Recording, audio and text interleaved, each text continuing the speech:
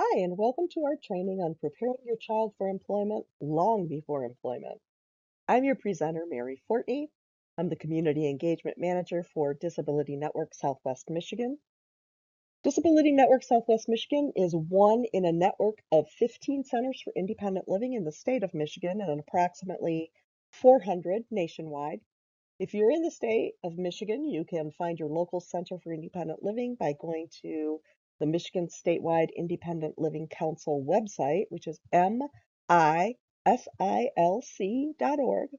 and clicking on the Resources tab. Or if you're outside of Michigan, you can usually find your local SIL by Googling your state and county and then along with the words Center for Independent Living.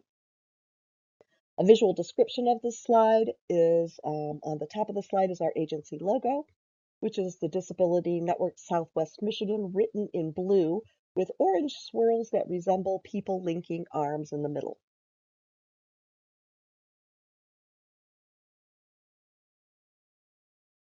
Now, this training is brought to you by Disability Network Southwest Michigan's Paving the Way to Self-Determination program.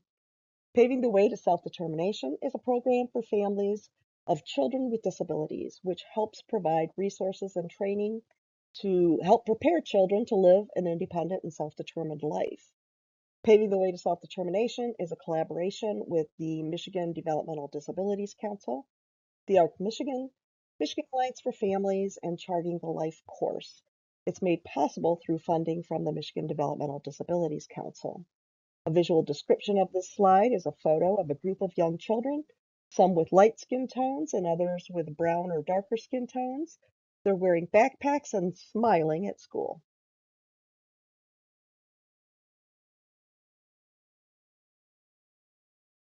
Before we start today's presentation, I'd like to quickly provide you with a brief definition of disability so that we have a common understanding of what that word actually means.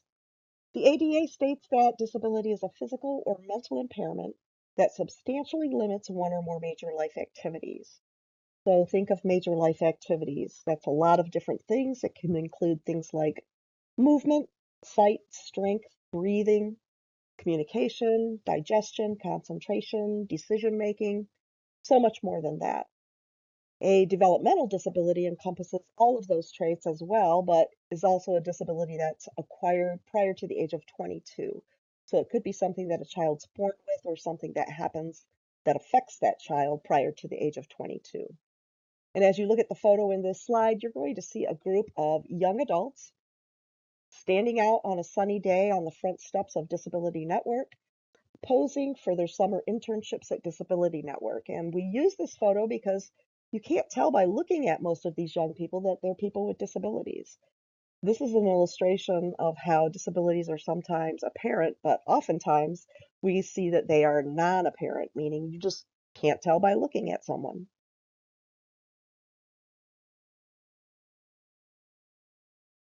So the agenda for this training includes how to identify the strengths and areas of need for our child, how to begin building employment soft skills in your child from an early age, encouraging a positive and creator mindset, continuing those skill building and maybe getting some resources for employment. Towards the end of this, you'll see some good resources. And bear in mind that this training, as well of all of our Paving the Way trainings, are initially created with families of children ages 12 and under in mind. So many of the examples that you're going to see provided are going to focus on that age group. However, families of all young people who are seeking employment are welcome to view this, and I'm sure all will benefit.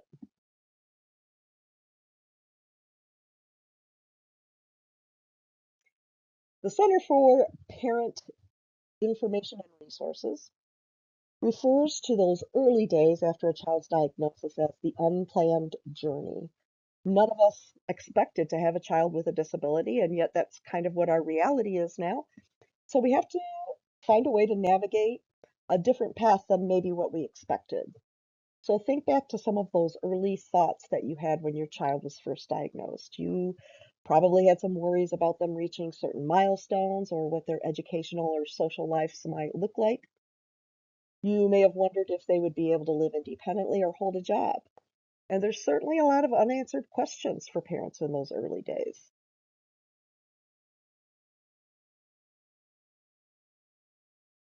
So as the title of this presentation suggests, we're going to be discussing employment for persons with disabilities. And in this graph, you're going to see a bar graph, two side-by-side bars with portions colored blue, yellow, and gray. And they're depicting the rate at which people with disabilities are in the labor force. And the labor force is defined as people who are currently working or currently unemployed but seeking employment.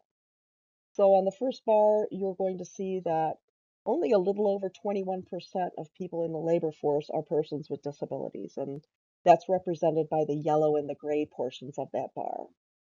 And this, of course, includes the two categories of people who are employed as well as the unemployed who are seeking employment. And when you look to the bar on the right, you'll see a huge difference with over 67% of people without disabilities being in the labor force. So it's interesting to note that these statistics, which are from the US Bureau of Labor Statistics, they're from 2021, which was at the height of COVID, and they were actually reported as being slightly higher than in years past for people with disabilities.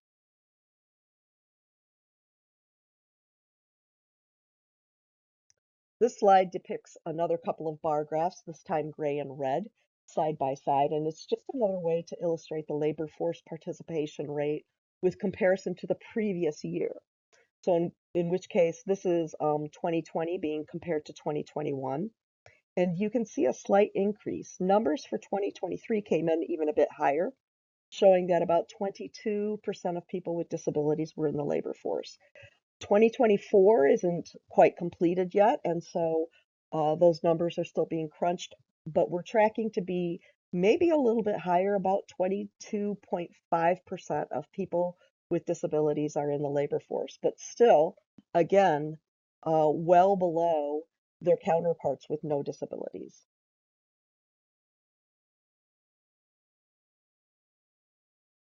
So let's take a look at some of those employment needs, those skill needs that our children are going to have when they enter the workforce. We've got the hard skills and the soft skills, and both of them are needed to be successful in the workplace. Those hard skills are those things that we know, the physical tasks that we do on the job or the knowledge that we possess. So that would include things like computer skills, using a cash register, mopping a floor, having math skills, or understanding safety procedures. Soft skills are what we say are those invisible parts of our character that make us good humans or good employees, like being a good listener, following directions, having a strong work ethic, and having good communication skills. So obviously, we need a mix of both of these types of skills, but what would you think employers say they value most? Do you think employers want more hard skills or more soft skills from their employees?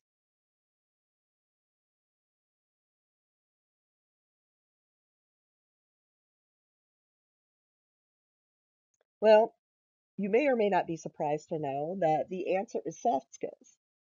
The US Department of Labor reports that business leaders say that, yeah, it's great when employees have those hard skills already in place, like the reading, writing, arithmetic, and so on. But they definitely feel that the soft skills are even more important to be successful on the job. A hard skill can be learned. You can teach someone to run a cash register or the proper way to mop a floor, but it's things like the ability to communicate or work well as a teammate and problem solve. Those are the things that employers find most desirable.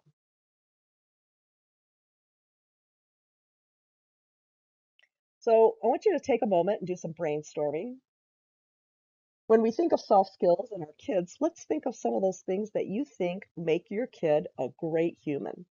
I want you to take a moment and jot down a few things about your child that are those invisible parts of their character that you think make them a good employee or will make them a good employee someday. I've put a few examples on this slide to kind of get your creative juices flowing. Think about things like helpfulness, enthusiasm, friendliness, loves to learn, etc. A visual description of this slide is a pen and a pad of paper.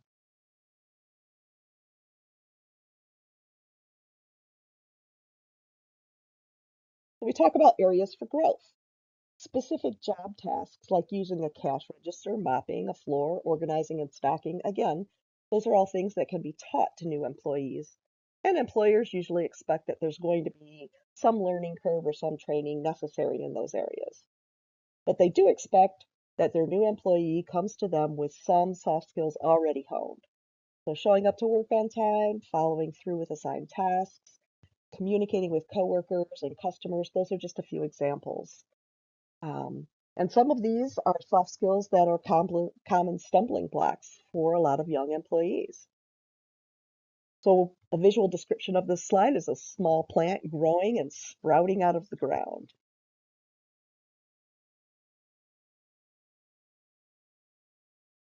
Okay, so I hate to use the word weakness or deficit. It's really more like an area for growth. What are those soft skill areas where you think your child might need to practice and grow? Is it anger management, communication, speaking up for their needs, organizational skills? Take a few moments again to jot down a few of those stumbling blocks that you think your child might have in the soft skill area. And again, a visual description of this slide is again our plant sprouting through the earth and also our pen of or our pad of paper and our pen.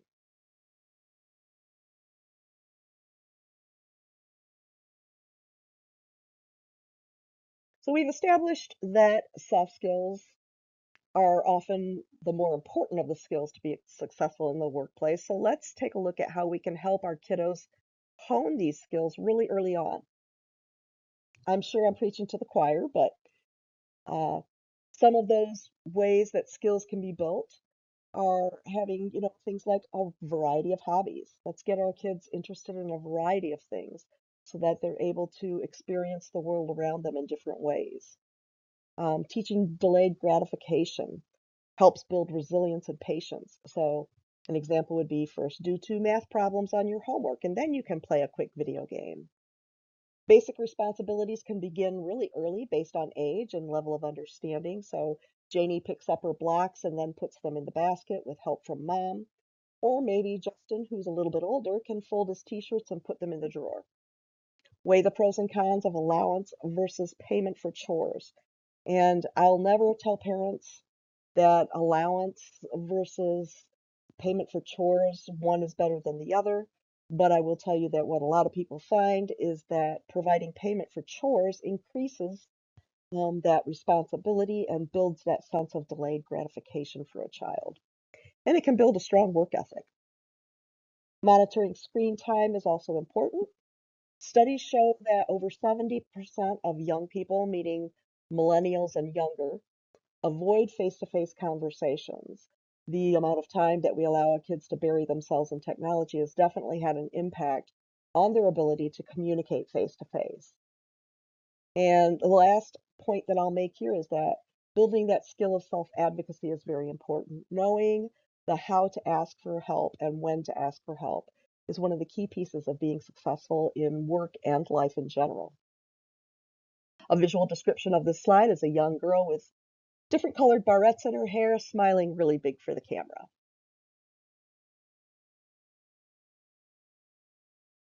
So here are some examples of how you can start making that skill building fun. You can begin the communication skills by playing some storytelling games. You can purchase cards with fun conversation starters on them, or you can make your own. And this encourages conversations like, tell me about your favorite game, or what do you think life will be like when you're growing up? Open-ended questions that encourage that communication skill. Having fun ways to organize belongings, color coding, cute little organizational tools will help with those organizational skills. Critical thinking skills can be honed by asking scenario type questions. And on the following slide, you'll be provided with an example of a fun bingo game to help your child grow their skills as well. A visual description of this slide is some graphics with various game equipment such as a soccer ball, a basketball, and dice. So in this slide, you'll see an example of skill building bingo. And of course, you would tailor it to fit the individual needs of your own child, but this is an example of what you could do. Make a bingo card out of some of those soft skill areas where your child needs to grow. Hang your bingo card somewhere prominent in the house, the fridge, the bulletin board, whatever. And as they're able to demonstrate a skill on a consistent basis, you can mark it off and have an agreed upon special treat when they get a bingo, maybe an extra trip to the park or the library, making a special treat with mom in the kitchen, or whatever you think works best for you and your family. A visual description of this slide is a multicolored homemade bingo card with various tasks and accomplishments in each square. Things like clean my closet, say thank you, help someone with a chore, smile, give someone a compliment, or doing drama-free homework.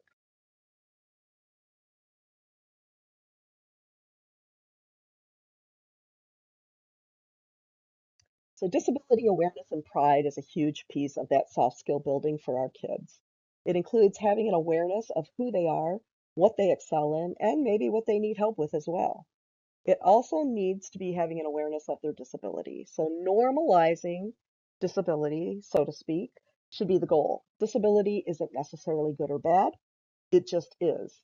It's no different than having blue eyes or brown hair. It's just a natural part of the human condition. And being proud of being a person of a disability is a good thing. The disability community has a really long and rich history dating back to the early years of the civil rights movement. So it's okay to tell your child they have a disability. At some point in their young adulthood, they may need to describe their disability to someone to receive services or get help at work. So they need to be able to verbalize it and do so without shame. So we talk about things like having open communication with your child, openly discuss their IEP, their goals, their improvements towards some of those goals. Use positive language and help make them aware of some of the positive role models with disabilities, which there's so many to choose from and so many good children's books out there as well about real life people with disabilities. A visual description of this page, the photo at the top is a young 8-year-old boy with blonde hair posing in front of his science fair project on dyslexia. Photo 2 is a young brown-skinned girl holding a multicolored disability pride flag with a big old smile on her face.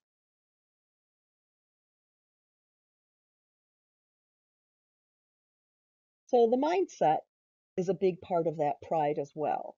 And the victim versus creator mindset is a great tool to kind of start practicing. It's a great example of how we instill resilience in our children and how we help our children to respond to a negative event. It helps them to better accept responsibility, take accountability, and understand that that's going to help them problem solve in the future. An example might be failing a test at school. So if you look at the top of this chart, it's a flow chart and it says stimulus at the top. The child then has a choice of how they're going to respond to that stimulus. So they fail a test. Will they play the victim who blames the teacher or makes excuses? Or will they have a creator response where they decide to study harder next time or ask for help on subjects that they don't understand? So the result of playing the victim is the child gets the same results over and over. Whereas taking the creator approach will help that child achieve a more positive result in the future. So a visual description of the slide is a flow chart with beige and blue and orange and green shapes on it, starting with the stimulus, meaning just that negative thing that happened, and then the choice, and then the two different forms of responses. The victim response, which has blaming and complaining and making excuses, and that creator response, which is seeking solutions, taking action, or trying something new.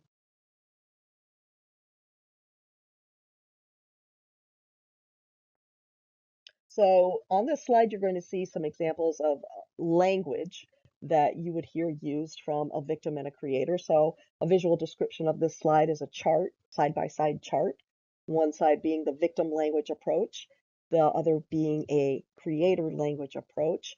And under the victim language approach, you'll see things like focusing on weaknesses and making excuses and complaining, comparing themselves unfavorably to others, blames others, sees their problems as permanent, predicts defeat and gives up. The other side of the chart talks about creator language, focuses on how to improve, seeking solutions, turns complaints into requests, seeks help from more skilled people, accepts responsibility, and treats their problems as temporary.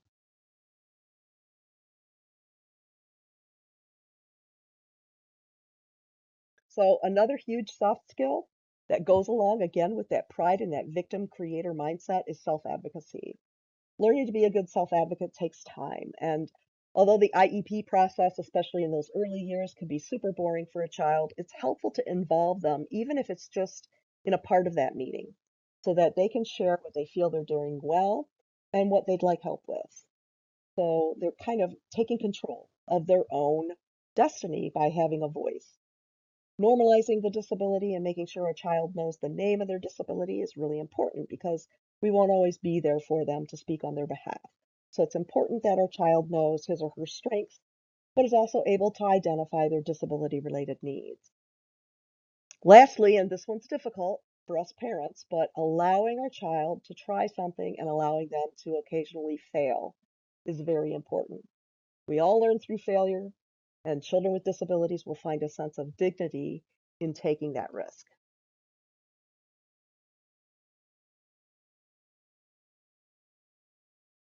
So, work ethic and professionalism, a great soft skill that employers need, and they all want an employee who will work hard and finish what they start. So, here are some ways that we can help our child build a strong work ethic and at that early age. Get your child involved in volunteering. And early on, it can be alongside you in any volunteerism that you participate in. Later, they can be encouraged to volunteer through groups at school or other social groups. Encourage your child to help neighbors and friends. Simple tasks like helping with lawn work or walking a neighbor's dog will build great work skills while helping your child build their network. We'll talk about networking here in a moment, but networking is especially important when your child grows and needs references for some of those early jobs. Every job application asks for references, and these friends and family friends and neighbors are a valuable resource. The visual description of this slide, there's a graphic at the top of a men working sign of somebody shoveling, and a picture at the bottom, a photo of school-aged children, all wearing lime green shirts, some of them wearing hard hats, volunteering in a community garden.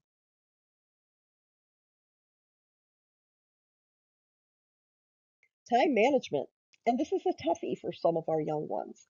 Managing one's time can be a challenge for young people. It seems like our kids are always rushing off to be on time for school or procrastinating with schoolwork, other responsibilities.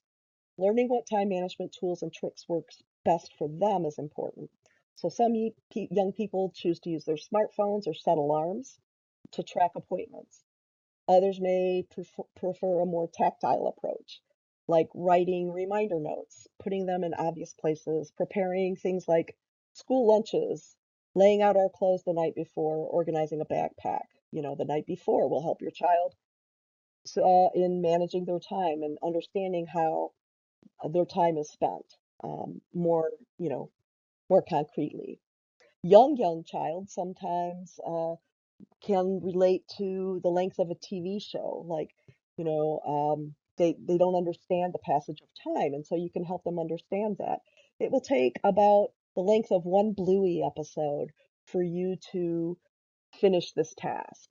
And so it kind of gets helps them get that idea of time management and how to organize their time.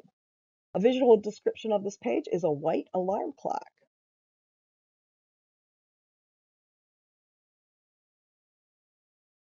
Communication is one of those bigger skills that we continue to hone, frankly, throughout all of our lives. But it's probably the most important soft skill of all. And our children should know that assertive communication is the best way to get their needs met, meaning they should speak up for what they want and what they need, but they need to do it in an appropriate and polite manner. Being aggressive, pouting, crying, screaming, complaining, won't get their needs met, or being ultra passive, meaning not speaking up at all for their needs, um, won't get their needs met as well. And so, learning these skills, helping children learn to speak to employers in a respectful and professional manner is going to help them. Other communication skills that should be taught that include kind of that earlier mentioned creator mindset, as well as knowing proper techniques on how the working world communicates.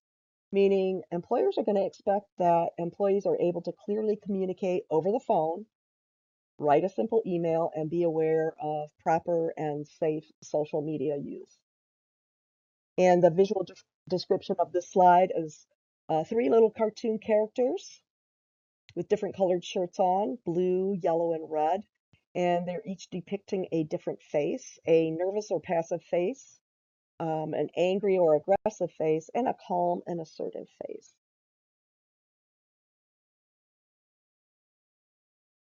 Problem solving. This is a great uh, couple of things here to help your child learn to creatively solve problems. Because how well we solve unexpected events and problems make a big difference in our success in the workplace. And employers want to be able to know that their employees can think on their feet and solve problems independently. This is a fun little brain teaser that we use with youth. You walk into a dark cabin that has three items in it: a kerosene lamp, a candle, and a fireplace. You have one match in your hand. Which one do you light first and why? And then have a conversation about that. Some might argue that the candle is lit first and then you light the lamp and the fire. Others might think one step further and state that the match gets lit first, which is a fun way of looking at it, very practical way. And then there's other types of responses as well. And so I suppose there is a right or wrong way, or maybe there's not a right or wrong way to answer this, but it's just a way to get talk creatively about solving problems. A visual description of this page is a match being lit, a kerosene lamp, and a glowing candle, and a roaring fireplace.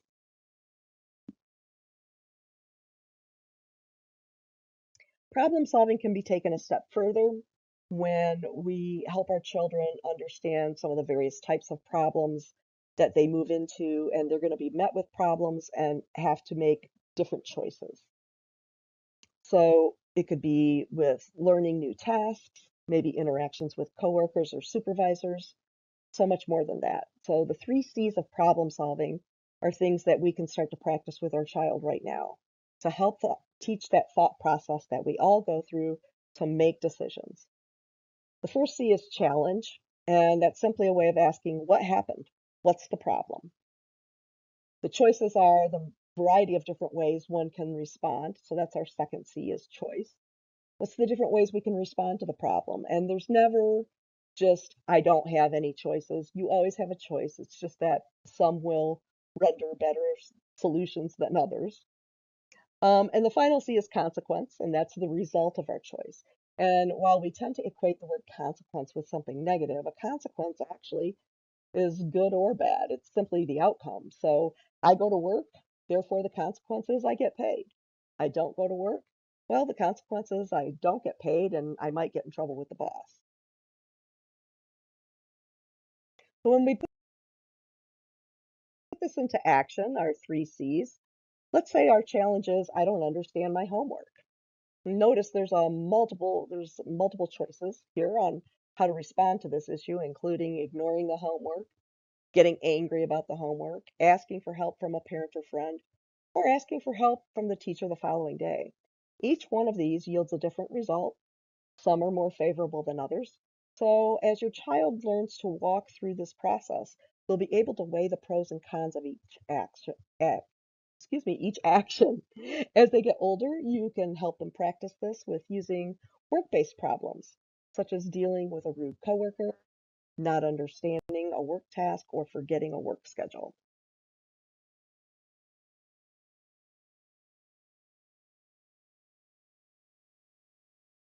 Networking, a great skill. And this is going to play off of some of what we discussed earlier. It's a vital piece of getting some of those early jobs. Be sure your child is connecting early to family friends, school staff, neighbors, etc. Some of these people can be leads for jobs or act as references, and those first job applications will always ask for references. And this is some area where a lot of young people struggle because they haven't made those early connections. A visual description on this page are two people shaking hands.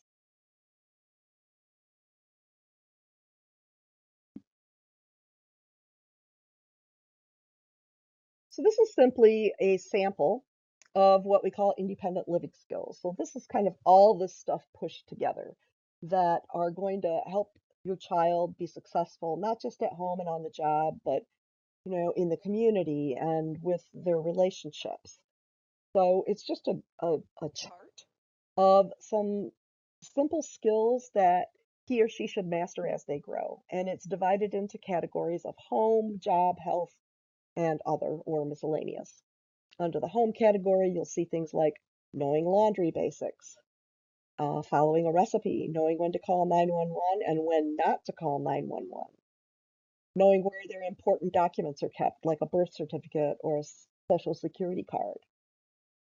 Important job skills are things like properly filling out a job application completely, having proper references, and having a plan for getting to and from work. We're not good employees if we're not healthy and having a varied interest. So, knowing when to call the doctor and how to take prescribed medications independently are also important health skills. And then some of those miscellaneous skills are things like having a circle of support, good supportive people in your life, having a bank account and knowing how to operate it, having state issued IDs or driver's licenses, things of that nature.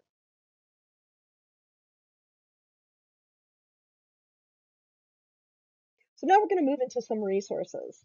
And Career One Stop is a great tool that you can use actually as an adult as well.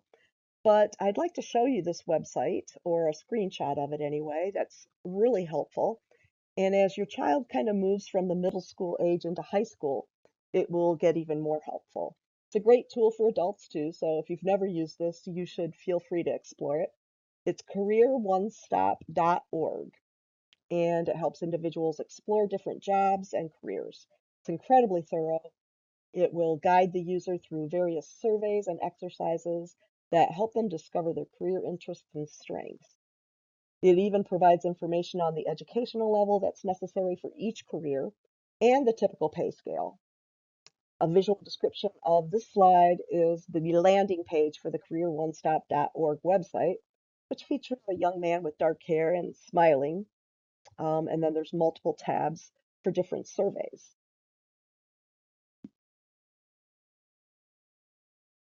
And this is going to be an example of one of those surveys.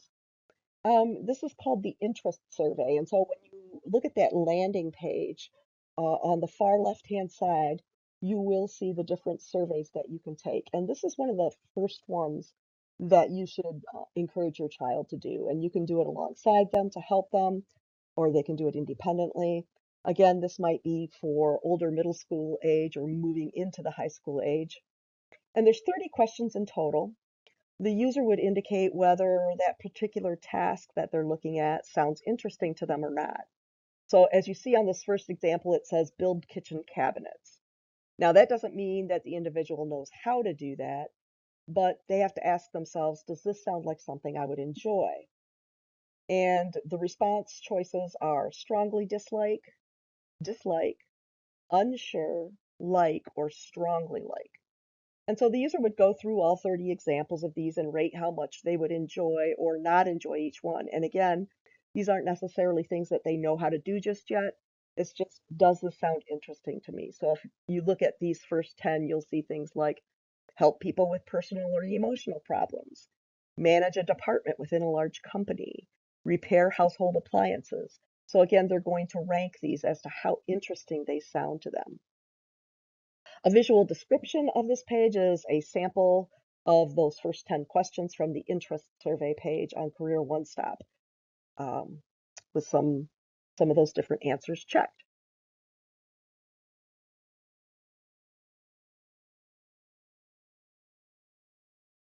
So at the end of the interest survey, the user gets results on what's called the or RIASEC or RASIC, I think sometimes we say the RASIC scale. And these tasks from the survey fall into different categories. So all those questions that you were asked on the survey then fall into different categories of, I guess, career. Realistic, that's the R, and these are the tasks where people like to work with their hands. Investigative are the tasks and jobs that require solving problems like computers or science or something like that. Artistic, that's the A, and these are the tasks that need us to think creatively. Enterprising, that's the E. These are the tasks, those who score high are usually well suited for management or interested in management or entrepreneurship.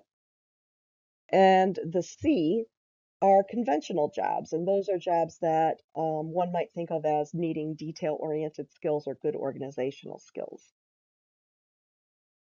The RACIC then provides the user with their top 3 categories.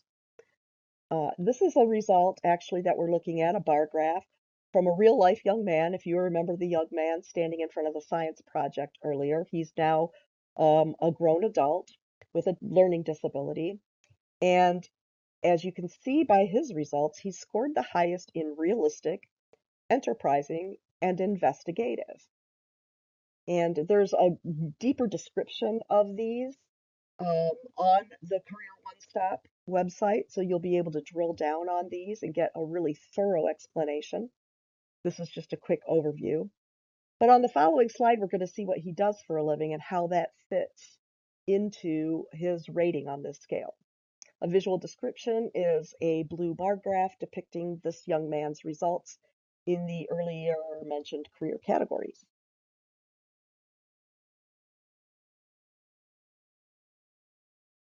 So after the individual gets their results, the program provides several pages of career choices. And then it ranks them, which are the best match, all the way down to which are maybe a somewhat good match or some that are a poorer match. And then the outlook, the future outlook for each one of these careers, the average pay, and the education that's needed. And it gives you page upon page upon page of career results. The young man who took this particular survey on the previous slide is a freight train conductor in real life. So you'll notice where the red arrow is here, it's pointing at the railroad conductors and yard masters as being one of his strongest matches. The user can then click on any of these results and it drills down to learn more and even watch a short video about an average day in the life of that worker. Again, it can even break down into job openings across the country in that area. And then it gives the average pay and the average education needed for each. A visual description of this is a photo of a freight train and then the actual results page of the earlier mentioned young man, illustrating that a railroad conductor is a strong fit.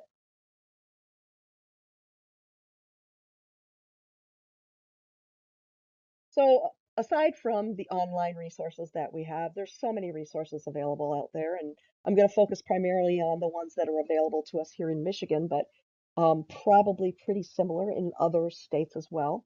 But community resources for employment, again, as your child gets into those high school age, um, maybe getting closer to ending their high school career.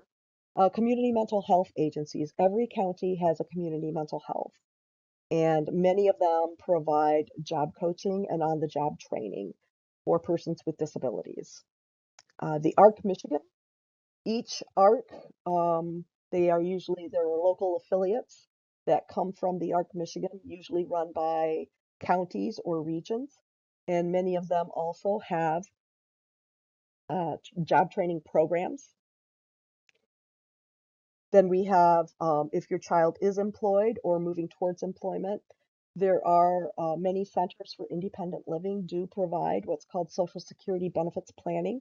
So if that child is receiving, or if that young adult is receiving Social Security benefits, they can meet with somebody who will discuss how that balances, receiving that benefit balances with the work world.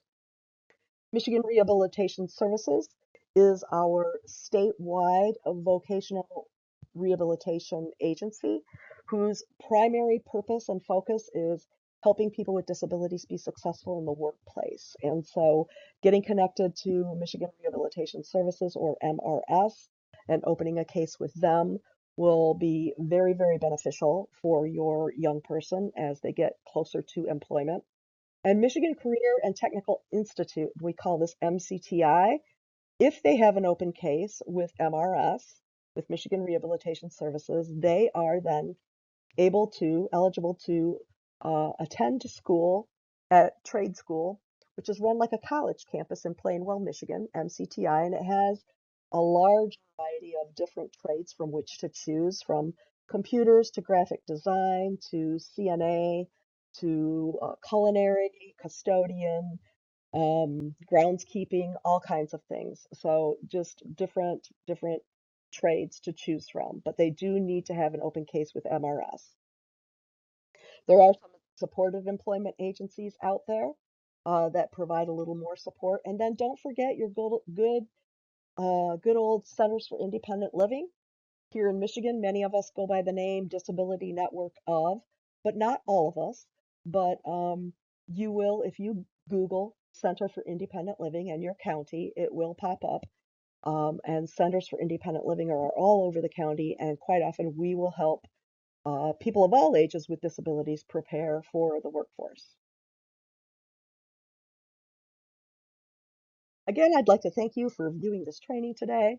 This project was made possible through our partnership with a variety of agencies, including the Michigan Developmental Disabilities Council. Be sure to check them out on their website they are on michigan.gov. So make sure you find them there, and they work to change the systems and serve the needs and wants and desires of people with developmental disabilities throughout the state. Michigan Alliance for Families provides information and support and education for families who have children and young adults who are receiving special education services. They also have regional parent mentors in your area who will walk alongside you in your special education journey with your child. The ARC Michigan promotes and protects human rights of people with intellectual and developmental disabilities, and they have local affiliates there in your area. And Charting the Life course is a great tool that helps uh, your young person with disabilities visualize their ideas and their goals and problem solve and advocate for their future. And for more information on some other trainings, you can go to lifecoursetools.com. And don't forget your ever friendly and helpful Centers for Independent Living, CIL, that's us, Disability Network, Southwest Michigan, as well as many other centers for independent living across the state and the nation. We are consumer controlled, community based nonprofit organizations that provide information and referral, advocacy, peer support, independent living skills and training, and transition services for people with disabilities. So to find your local SIL, if you are anywhere in the country, you're going to go to ilru.org. Thanks again for watching this training, and we hope to hear from you soon.